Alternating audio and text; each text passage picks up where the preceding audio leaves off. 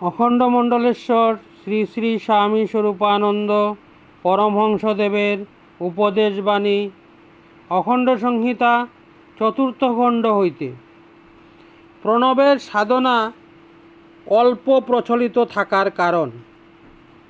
একটি প্রশ্নের উত্তরে শ্রী শ্রী বাবামণি বলিলেন, ব্রাহ্মণেরা সর্বস্থলেই ইচ্ছা করে দ্বিজেতর জাতির লোকদিগকে প্রণব মন্ত্রে বা প্রণব তত্ত্বে বঞ্চিত রেখেছেন এমন বলা চলে না। এই বঞ্চনার অনেক কারণ থাকতে পারে। ব্রাহ্মণের বংশে জন্মেও অনেকে হয়তো নিজেরাই প্রণবের সাধন করেন নাই, ফলে না জানা বিদ্যা বিতরণের প্রশ্নই অবান্তর হয়েছে। নিজেরা প্রণবের একনিষ্ঠ সাধক হয়েও অনেকে দীক্ষা প্রার্থীকে প্রণব দিতে পারেননি, কারণ হয়তো শিষ্য এ মন্ত্রের সর্বব্যাপী তত্ত্ব বুঝতে অপটু হবে।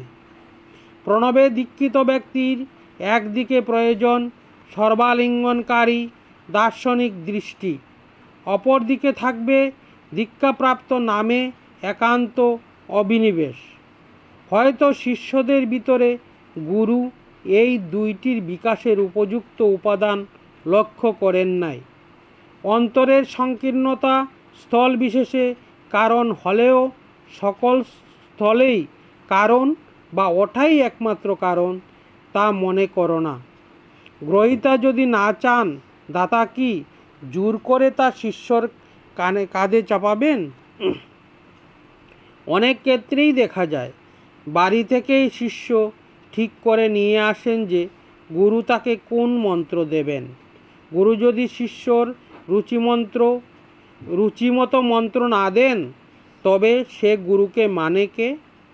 সুতরাং শুধু গুরুর দোষেই নয়, শিষ্যর দোষেও সাধনরূপে প্রণব এত অল্প প্রচলিত হয়ে রয়েছেন। যুগনাট্যর পট পরিবর্তন। শ্রী শ্রী বাবামণি বলিলেন, কিন্তু অতি দ্রুত যুগনাট্যর পট পরিবর্তন হচ্ছে। আগে যা 3 শতাব্দীতে হতো, এখন তা 30 বছরে হবে।